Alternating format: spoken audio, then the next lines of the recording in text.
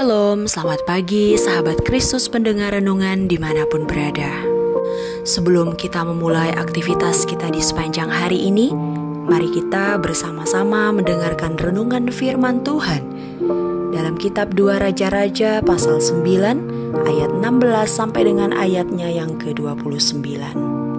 Dengan tema Allah membuat gentar sekaligus membuat aman. Tahukah saudara bahwa Tuhan telah menentukan waktu bagi keluarga Ahab telah berakhir.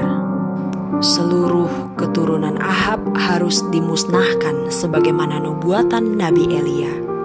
Tidak akan ada lagi penerus bagi nama Ahab karena Tuhan telah memilih Yehu menjadi raja atas Israel. Tuhan Allah membuat rancangannya menjadi nyata. Hukuman atas keluarga Ahab telah terjadi dan Yehu adalah alat penghukuman di tangan Allah untuk keluarga Ahab. Hukuman harus didatangkan melalui Yehu sebagai raja, karena hanya rajalah yang berhak menyatakan keadilan Tuhan bagi bangsanya. Dan penggenapan ini dimulai dengan dibunuhnya Yoram dan Ahazia yang adalah keluarga Ahab. Saudara, merenungkan bagian ini membuat setiap kita menjadi gentar sekaligus juga merasa aman. Mengapa menjadi gentar? Sebab Tuhan mengingat setiap perbuatan jahat yang dilakukan oleh manusia. Seperti firman Tuhan hari ini, bahwa Tuhan tidak hanya mengingat dosa penyembahan berhala yang dilakukan oleh Ahab sekeluarga, tetapi pertumpahan darah yang dilakukannya terhadap nabi-nabi utusan Tuhan. Dan semuanya itu telah diperhitungkan oleh Tuhan Allah. Tuhan akan mengingat setiap tindak tanduk yang kita lakukan, baik itu perbuatan baik ataupun juga perbuatan jahat. Dia adalah hakim atas seluruh dunia. Dia sangat baik, dia sangat adil, dan Tuhan tidak bisa disogok. Dan dia akan menghakimi berdasarkan keadilannya yang sempurna.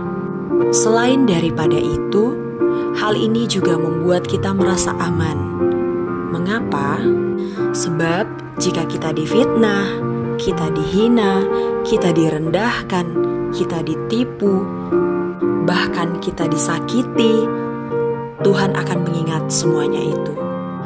Dan Tuhan akan memperhitungkan kepada orang yang memperlakukan kita dengan tidak baik.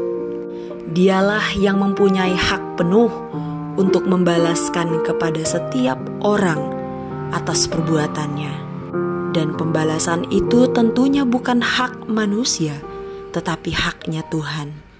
Disinilah pengharapan kita untuk keadilan sejati dapat terjadi. Dia yang memberikan kelegaan kepada kita di saat kita diizinkannya untuk mengalami ketidakadilan. Dia juga siap untuk menjadi tempat bersandar sepenuhnya bagi manusia. Dan kepada Dia jugalah kita akan mempertanggungjawabkan perbuatan kita.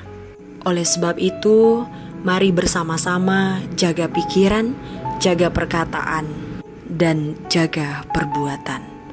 Amin. Tuhan Yesus yang baik, kami bersyukur bahwa setiap harinya Tuhan terus mengingatkan kami untuk menjaga pikiran, perkataan, dan perbuatan kami.